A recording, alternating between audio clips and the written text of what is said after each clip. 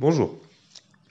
Cette fois, je vais vous parler du sujet de la diversification. Alors, la diversification, c'est un grand acquis de l'investissement boursier chez à peu près tout le monde, sauf des gens comme Warren Buffett, Charlie Munger et des gens qui les copient. Euh, donc, il paraît que la règle numéro un de la gestion de portefeuille en bourse, c'est la diversification. Bon, évidemment, je me moque un peu de ce constat, mais c'est de bonne guerre parce que quand même, c'est la plus grande des âneries. Au cas où vous n'auriez pas remarqué, tous les entrepreneurs de ce monde à succès, que ce soit Bill Gates, Steve Jobs, Jeff Bezos, même Elon Musk, bah, ils sont tous investis dans leur entreprise. Ça fait un seul investissement. Donc, avec un seul investissement, ces gens-là sont parmi les plus riches du monde. Vous avez aussi remarqué que c'était le cas, j'imagine, pour Mark Zuckerberg, qui a peut-être le meilleur business du monde, Larry Page. Donc, en fait, quand vous êtes investi dans un seul bon business, bah, ça a l'air de sacrément marcher pour vous rendre riche. Donc, déjà, on pourrait peut-être juste observer ce qui se passe dans le monde avant de dire une ânerie. Voilà. Donc, ensuite, est-ce que la diversification, c'est absolument nécessaire pour bien performer? On vient de voir que non, puisque les meilleurs investisseurs sont investis dans une seule action. Ensuite, est-ce que c'est une bonne idée? Je dirais ça dépend. Ça dépend de quoi? Bah, ça dépend, est-ce que vous savez ce que vous faites ou est-ce que vous ne savez pas ce que vous faites, en fait, tout simplement. Donc, si vous ne savez pas ce qui se passe dans l'entreprise où vous investissez, si vous n'avez pas confiance dans ce qui se passe dans l'entreprise, eh bien, il est de bon ton, hein, et tout à fait prudent de diversifier. Donc, dans ce cas, la diversification, c'est quelque chose qui est extrêmement pertinent parce que, effectivement, si vous n'avez pas la moindre idée de ce que vous faites dans votre vie, bah, il vaut mieux essayer plusieurs choses, tout simplement. C'est-à-dire, c'est pas une question d'investissement, c'est une question de bon sens dans la vie. C'est-à-dire, si vous ne savez pas ce que vous voulez faire dans la vie, bah, vous essayez ce qui se présente, hein. Vous essayez job 1, job 2, job 3, job 4, jusqu'à ce que vous trouviez, hein, tout simplement. Et il n'y a pas à avoir de regrets si vous vous trompez. Effectivement, dans les investissements, au départ, vous avez quand même de bonnes chances de vous tromper. Parce que si vous ne savez pas ce que vous faites et que vous investissez au hasard, bah, vous allez forcément vous tromper.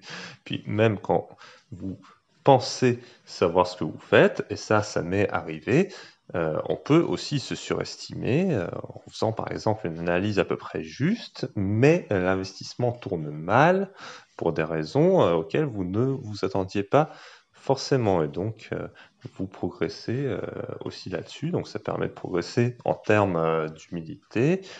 Moi, je me suis fait bien avoir sur Sears, puisque j'ai perdu quand même un tiers de mon patrimoine sur cet investissement brillant.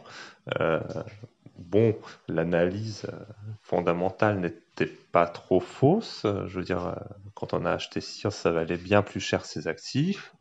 Mais bon, il y a un génie qui a réussi à brûler tout le patrimoine. Ok?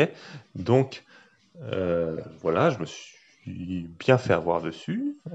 Heureusement que j'avais un peu diversifié, parce qu'effectivement, quand on perd un tiers de son patrimoine sur un investissement, sur le moment, ça fait mal. Mais heureusement, j'avais aussi investi dans d'autres choses que Sears, et là-dessus, je n'ai pas forcément perdu. Et voilà, il y a des choses qui ont marché, et derrière Sears, on a pu se rattraper en investissant dans d'autres choses de manière beaucoup plus intelligente. Voilà. Et bon, aujourd'hui, je suis revenu à une concentration qui est très importante, effectivement, dans le portefeuille. Alors, il y a une bonne raison à ça, en fait. C'est-à-dire, il y a des fois où vous comprenez ce que fait la société parce que, en fait, vous êtes totalement inspiré par son activité. Vous comprenez toute la dynamique unitaire de l'activité. Vous comprenez comment ça se passe. Et dans ce cas, il est totalement sage de se concentrer. Voilà. Moi, j'ai fait ça plusieurs fois dans ma vie. Plusieurs fois dans ma vie, j'ai eu un portefeuille où il y avait au moins 97% du portefeuille dans une seule action. Ce sont à chaque fois les périodes de ma vie où j'ai eu la meilleure performance de ma vie. Toujours. Alors, pourquoi ça a bien fonctionné? Parce que c'était des sociétés qui étaient en fait solides et que je comprenais bien. Voilà. À un moment, voilà, j'avais 98% du portefeuille dans Bank of America. C'est un investissement qui a très très bien fonctionné. À ce moment-là, je travaillais dans la banque. J'ai bien vu comment marchait une comptabilité bancaire. J'ai bien vu que la banque était utilisée.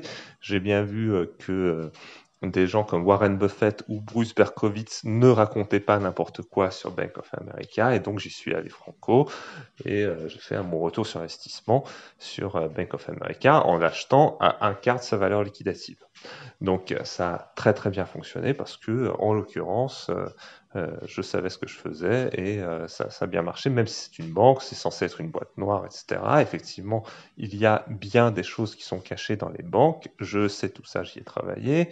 Il y a des choses dont vous ne doutez même pas qui arrivent dans une banque et ça fait franchement peur. Mais quand on comprend toutes ces choses-là et quand on voit ce qui se passe, à un moment, on comprend aussi qu'il y a des moments où on peut investir dans une banque. Voilà, c'est pas ce que je fais aujourd'hui, mais et d'ailleurs, je ne recommande surtout pas de le faire aujourd'hui.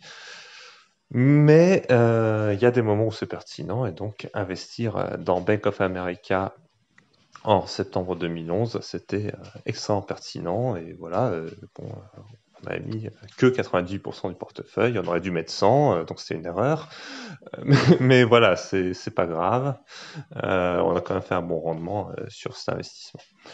Euh, Ensuite, voilà, moi, l'autre fois où j'avais fait ça, c'était dans Apple. Ça a bien marché. L'erreur que j'ai faite quand j'ai investi dans Apple, c'est plus tard, déjà plusieurs années plus tard, de diversifier mon patrimoine sur d'autres opportunités. Alors, en plus, j'avais fait de bons rendements sur les autres opportunités, hein, mais j'aurais fait mieux en continuant d'investir dans Apple, une boîte dont on comprend bien les produits, dont on voit qu'ils marchent, on voit que les gens sont devenus des téléphones sur pattes. Je veux dire, c'est pas un mystère. Donc voilà, quand on est investi dans Apple et que cette tendance se poursuit et que le marché n'est pas totalement équipé de téléphones Apple, en tout cas dans une part de marché raisonnable, on comprend que ça va continuer et puis qu'on va faire beaucoup d'argent en investissant dans Apple. Alors voilà, est-ce qu'aujourd'hui je suis investi dans Apple? La réponse est non. Est-ce que c'est une erreur? Franchement, j'en sais rien, mais j'ai l'impression qu'il y a quand même une part de marché significative qui est prise par Apple aujourd'hui, et j'ai surtout l'impression que Apple trompe ses clients. C'est-à-dire que moi j'ai un téléphone Xiaomi devant moi, il enregistre mieux qu'un téléphone Apple qui est 10 fois plus cher. Donc, je me dis, là, il y a un concurrent sérieux. Moi, en ayant testé les deux produits, je préfère très largement le produit de Xiaomi en termes de qualité en tout. Donc là, je sais pas en fait. Peut-être que l'image de marque Apple va leur permettre de continuer à tondre leurs clients, ce qui est dans ce cas très bien pour Apple et très bien pour leurs clients parce que les clients Apple aiment les produits Apple. Voilà, moi c'est pas du tout mon cas. Je n'aime pas du tout les produits Apple et j'utilise autre chose. Et j'ai l'impression que la part d'Apple sur son marché est assez élevée, donc je fais attention et je n'investis pas dans Apple. Voilà. Donc j'investis dans autre chose et effectivement mon portefeuille est aujourd'hui très concentré. Mais s'il est très concentré, c'est parce que je suis extrêmement confiant sur la simplicité du business où je suis investi et également très confiant sur les perspectives de croissance, les gains de part de marché, tout ça qui se font tout seuls, et également très confiant sur la valorisation du business qui est aujourd'hui, on va dire, quasiment un tiers de la valeur du marché, alors que le business, aussi bien en termes de retour sur investissement, que de gains de part de marché, que de profil de marge, que de tout, en fait, il est très largement supérieur à peu près toutes les entreprises du marché. Donc, quand on a un investissement comme ça, même si moi je suis pas très confiant dans les marchés financiers, ni les perspectives business de la plupart des business dans ce monde, lorsque j'ai un business qui a toutes les chances d'être beaucoup plus gros qu'il ne l'est aujourd'hui dans 10, 20 ou 30 ans, je suis très content d'y être investi. Voilà, il se peut qu'il y ait en cours de route quelques difficultés pour ce business. Je suis pas en train de le nier. D'ailleurs, il y en a en ce moment même. C'est-à-dire, tout le monde sait qu'il y a des difficultés, par exemple, pour tous les distributeurs dans le monde entier à cause des tensions sur le marché du fret maritime. Aujourd'hui, le prix des containers maritimes ont fait x10 sur une période assez courte. Donc ça complique l'approvisionnement des distributeurs. Il y a des gens qui arrivent à le gérer, il y a des gens qui n'arrivent pas du tout à le gérer. Donc voilà, il faut regarder ce que font les gens dans une période qui est effectivement difficile, par exemple sur le marché de la distribution. Et si les gens arrivent à gérer ce qui sont bons, et donc on peut se dire, en fait, quelle que soit la difficulté, ces gens vont s'adapter et faire ce qu'il faut. On peut étudier plein de choses sur le business, mais quand on a étudié toutes les choses qu'il y a étudiées sur son business et qu'on a vérifié l'ensemble des points, à un moment on peut se dire, voilà, là soit j'y vais sérieusement, là, soit j'y vais pas. Et moi, si le rendement promis par l'investissement est très supérieur à 20% par an sous des hypothèses extrêmement raisonnables, je serais plutôt tenté de dire que j'y vais, parce que moi, plus de 20% par an, sous des hypothèses raisonnables, ça me convient. Si juste le business était valorisé au niveau de la valorisation moyenne des marchés, je ferais immédiatement x3 sur mon investissement. Immédiatement, hein, c'est-à-dire ça serait immédiat sans même les perspectives de croissance du business que j'estime à au moins 20% par an en termes de bénéfices par action. Alors, ce ne sera pas forcément linéaire, ce ne sera pas forcément chaque année, mais dans le global, j'estime que on a des investissements qui peuvent faire croître leurs bénéfices par action de plus de 20% par an sur une très longue durée. Et donc, ça me fait très plaisir de me concentrer sur ces business-là plutôt que d'acheter des business bousiques qui ont de très faibles retours sur investissement, où on doit prier Dieu pour que l'actionnaire veuille bien les liquider ou racheter leurs actions ou verser un dividende, enfin, où il y a plein de problèmes. En fait, moi, j'aime pas les problèmes, donc j'évite les problèmes. Et la seule façon que j'ai trouvé aujourd'hui d'éviter les problèmes, c'est de me concentrer sur les entreprises qui sont bonnes et valorisées n'importe comment. Donc, quand j'en ai une comme ça, ce qui n'arrive pas souvent, ce qui n'arrive encore une fois pas souvent du tout, parce que moi, il n'y a que 2 fois dans ma vie où j'ai eu voilà, au moins 97% du portefeuille investi sur une valeur. Euh, quand il y a une occasion comme ça, moi j'y vais. Voilà. Bon, il y a certaines personnes qui ont parlé de Black Swan, etc. Tout ça, c'est très intéressant. C'est de la statistique, c'est des maths, c'est des sujets très intellectuels. Voilà, moi, je viens d'ailleurs d'une formation de ce type-là. Bon, très concrètement, dans la vie, moi, je vous dis, il y a ceux qui s'en sortent, il y a ceux qui s'en sortent pas. Euh, Ça, c'est une observation simple et de bon sens. Et j'ai envie de dire que si on a affaire à des gens qui s'en sortent dans une boîte, c'est bien d'être avec eux. Voilà, ces gens ont le droit de faire des erreurs, ces gens euh, font de leur mieux et généralement ils finissent par s'en sortir. Et moi, voilà, j'aime bien être investi à côté de ce type de gens. Celui qui me dit que Steve Jobs, il a tout réussi dans sa vie, il raconte n'importe quoi, mais Steve Jobs, pour créer Apple, il a surmonté bien des difficultés, ça est toujours sorti, ça a pris un temps fou, mais à la fin, voilà, quand il est revenu chez Apple à un âge déjà avancé, c'était genre Bon, je fais pas les détails, mais c'était genre 15 ans plus tard.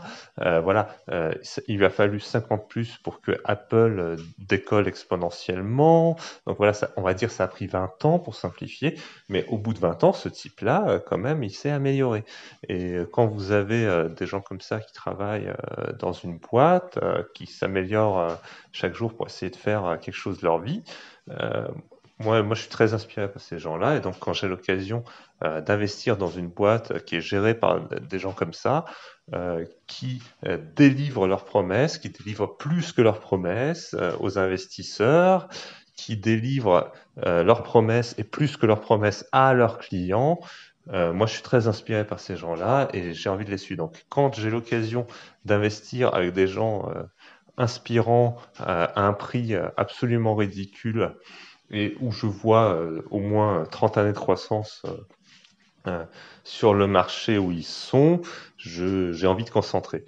Donc là, la diversification pour moi n'est pas du tout pertinente. La diversification apporterait chez moi un risque supplémentaire, le risque que je comprenne pas parfaitement bien le business, un éventuel risque macro, par exemple, voilà, je suis très inspiré par les matières premières, notamment le pétrole, mais il peut y avoir des risques macro quand même sur ce genre de thèse. Est-ce que je peux tous les anticiper? Peut-être, mais peut-être pas. Donc là, pour le coup, si j'étais investi dans le secteur des matières premières, je chercherais évidemment à diversifier un minimum pour m'affranchir de tous ces risques-là. Quand je concentre un portefeuille, si voilà, je ne fais pas la même erreur que Sears, et évidemment, je suis pas débile, je vais pas faire deux fois la même erreur. Je peux faire une erreur, mais une autre erreur, pas la même erreur. Je suis pas totalement débile mental. Donc, dans ce cas-là, je fais attention et je fais très attention parce que là, je suis en train quand même peut-être de jouer ce qu'on appellerait ma carrière d'investisseur sur un seul investissement. Si je fais ça, c'est que je suis sûr de gagner en fait. Voilà. Mais peut-être que je suis trop sûr de moi-même et dans ce cas, vous ne devriez pas faire pareil. Mais voilà, moi je vous explique les choses comme elles se passent de manière très candide. Et après, c'est à vous de prendre vos décisions. Euh, voilà, moi, j'estime que je vous donne les informations. Je ne recommande pas qu'un seul investissement à l'investisseur français. D'ailleurs, dans certains investissements que nous avons recommandés, que j'avais pas, bah, ça a très très bien performé. Je veux dire, Dick Sporting Goods, celui qui a acheté ça quand on l'a recommandé pour la crise du Covid en disant que c'était les meilleurs en retail dans leur domaine. Ceux qui ont acheté Dick Sporting Goods, je peux vous dire, ils ont fait une très très bonne affaire. Voilà, parce que quand c'était entre 10 et 20 dollars. Dick Sporting Goods, c'était absolument donné. C'est une entreprise qui est absolument géniale, qui sait faire du retail pas cher à la fois en physique et en ligne. C'est une entreprise quasiment unique au monde dans ce sens-là. Et voilà, moi je suis très content pour les gens qui ont investi dans Dick Sporting Good à l'ASA français. D'ailleurs, un des clients m'avait dit, effectivement, moi je suis allé chez Dick Sporting Good, l'expérience client elle est absolument extraordinaire, les boutiques sont absolument extraordinaires, et en plus les commandes en ligne fonctionnent extraordinairement bien, donc c'est une entreprise qui est absolument extraordinaire. Donc, voyez, je ne suis pas sectaire, je ne suis pas fermé, je pointe de bons investissements à l'investisseur français et qui peuvent être autre chose que ceux que j'ai. Et je choisis dans une liste quand même de aujourd'hui un peu plus de 500 entreprises qui sont gérées normalement par des gens normaux qui savent faire leur travail. Je suis à peu près sûr qu'en France, à peu près personne connaît correctement Dick Sporting Good et est capable de dire pourquoi c'est une entreprise absolument extraordinaire et qui est capable de vous inspirer ce genre d'investissement. Et peut-être qu'il y a des gens, ça je sais pas, c'est pas à moi d'en décider, qui se sont dit en étudiant Dick Sporting Good que là, en fait, juste sur la dynamique du business, on peut pas faire moins de 14-15% par an, juste sur la dynamique du business. Donc en plus, si l'analyste que vous avez, qui était en l'occurrence moi-même, vous dit que c'est pas cher, peut-être que si vous avez envie de faire plus de 15% par an et que vous achetez pas cher, bah, vous faites un très bon rendement. Et effectivement, je ne connais pas le cours de Dick's Sporting Goods et j'ai pas envie de le regarder, mais si vous avez acheté entre 10 et 20 dollars et qu'aujourd'hui ça coûte 100-120 dollars, je pense que vous êtes content. Là, après, la question que vous pouvez vous poser, c'est est-ce que malgré la dynamique extraordinaire du business, c'est bien valorisé ou pas? C'est à vous de répondre à la question, mais en fait, si votre objectif initial était de faire du 15% par an sur vos investissements, vous n'avez même pas à vous poser cette question parce que Dick's Sporting Goods va continuer à se déployer aux États-Unis pendant un certain temps encore et continuer à générer de très bons retours sur investissement. Donc, vous allez bénéficier simplement à long terme du retour sur investissement du business. Mais bien sûr, vous ne ferez pas x4, x5 hyper rapidement sur Dick's Sporting Goods si vous investissez aujourd'hui. Ça, c'est certain que non. Donc, voilà, moi, je suis pas du tout aussi enthousiaste sur cet investissement que je l'étais. Mais vous voyez, ce sont des considérations en fait, qui sont extrêmement terre à terre et simples. Et quelqu'un qui aurait investi massivement dans Dick's Sporting Goods pendant la crise Covid, où on avait fermé leur boutique et tout, il aurait bien fait, parce que ces gens sont très bons en ligne, et ils l'ont prouvé pendant la crise du Covid. Voilà.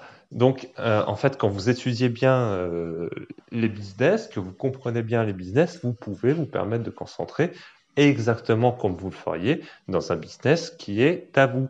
Moi, dans les business où j'étais investi, comme l'investisseur français, à un moment, j'étais assez concentré dans mon investissement, mais certainement pas autant que dans Apple et Bank of America, parce que mon business premier, c'est quand même d'investir en bourse.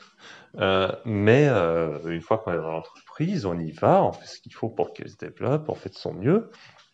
Et forcément, l'entreprise, à un moment, représente une part significative de votre patrimoine. Voilà.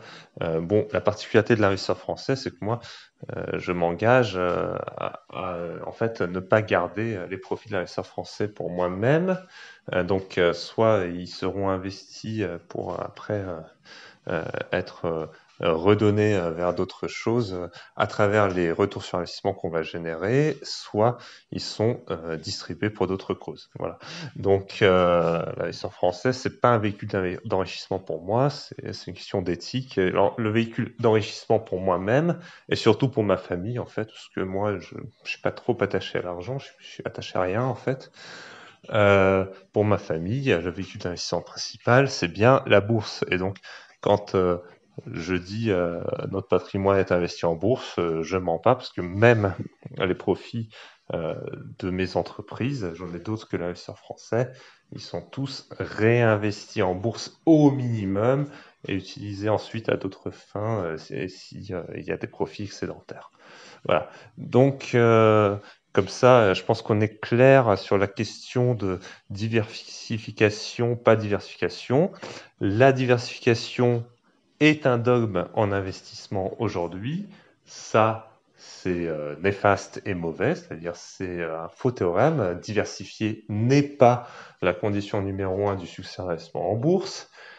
Sinon, je veux dire, il y aurait pas de, il y aurait pas de Warren Buffett, quoi, tout simplement, ou de gens comme lui.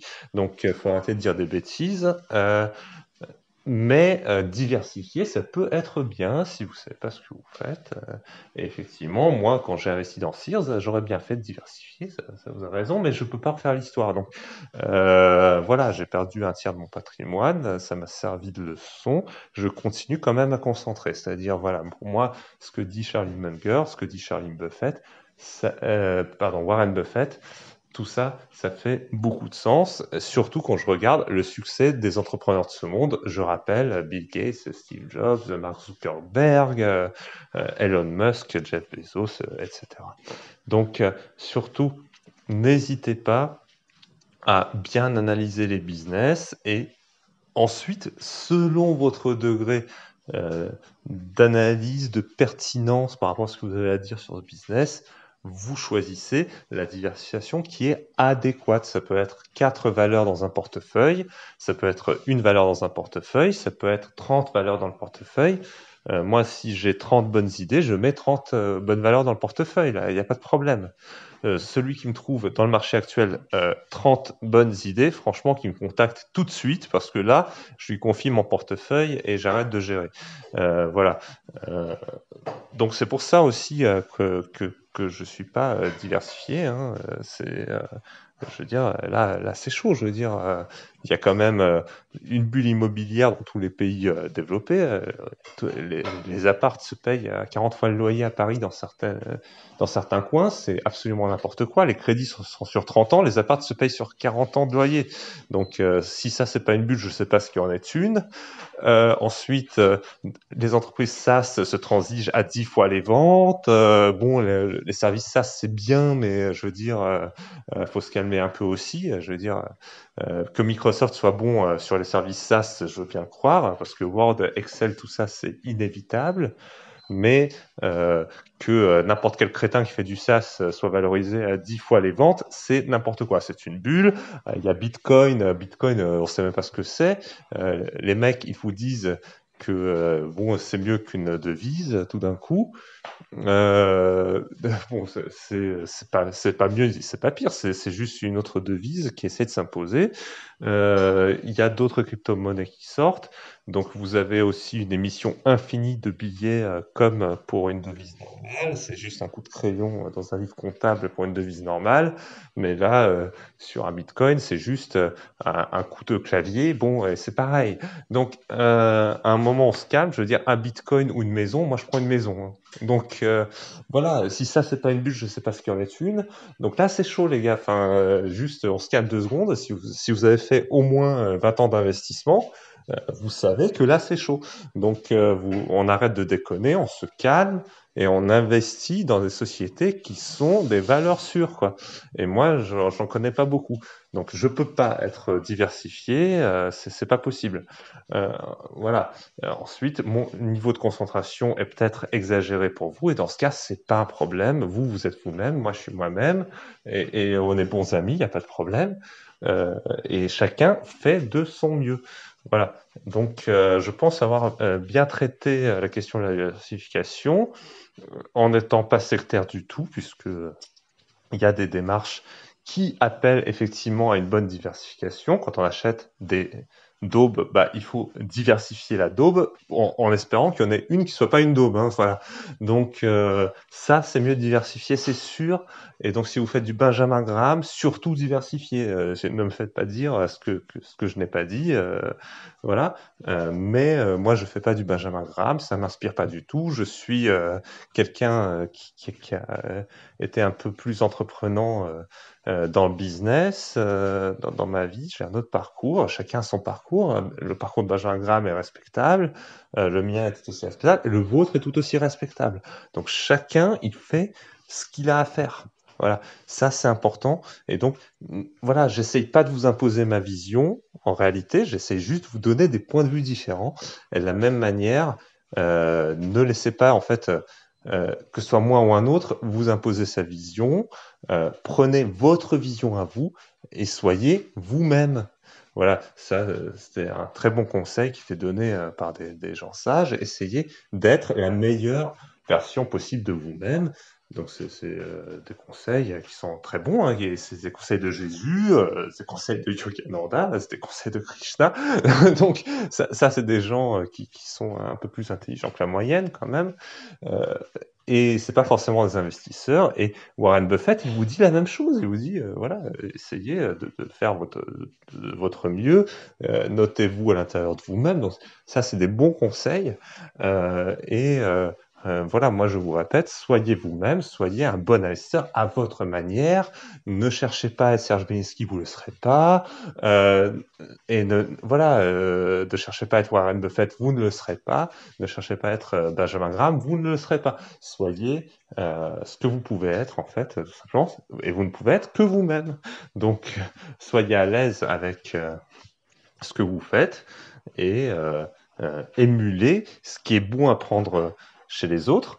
émuler ce qui est bon à prendre chez moi que je partage là, et jeter ce qui est pas bon pour vous, hein, ok?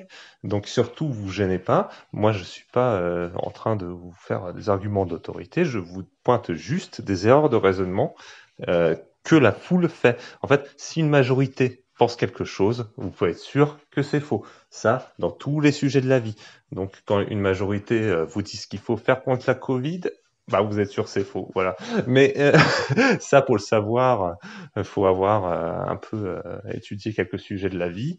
La majorité ne peut jamais avoir raison, c'est impossible, de par les biais du cerveau humain. Donc, si une majorité fait quelque chose d'une certaine manière, vous pouvez être sûr que ça n'est jamais la manière optimale. Au mieux, c'est une manière sûre et relativement efficace pour vivre dans le civisme. Donc, par exemple, quand vous voyez la majorité traverser un feu quand il est rouge pour les voitures, ça, vous pouvez imiter parce que pour le civisme, ça marche. Voilà.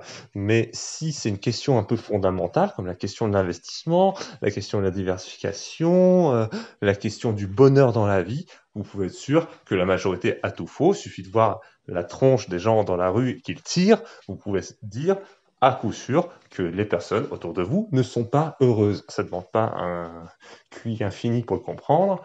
Donc, vous voyez, en fait, tout est simple. Soyez juste un peu observateur. Ne faites pas comme la majorité sur les questions fondamentales. Faites-vous une opinion vous-même. Faites des expériences. Tirez-en des conclusions et améliorez-vous chaque jour, tout simplement. Voilà. Donc, je vous remercie de m'avoir écouté. Encore une fois, je sais que pour la plupart des gens, c'est choquant. Bon, pardonnez-moi d'être moi-même, hein. J'y peux rien. Je sais que la plupart des gens n'entendront pas ce que je dis. Je me fais pas d'illusions là-dessus. Mais voilà, j'insiste quand même au cas où ça serve à au moins une personne. Moi, je fais ça juste pour ça, hein, voilà. Donc, merci si vous m'avez écouté jusque-là. Merci d'être euh, abonné à la newsletter de l'investisseur français. Merci d'être client de l'investisseur français si vous l'êtes, parce que voilà, sans vous, le service n'existerait pas. Je veux dire, je me serais arrêté depuis longtemps. Et voilà, je vous souhaite une très bonne journée et à très bientôt pour de nouvelles aventures.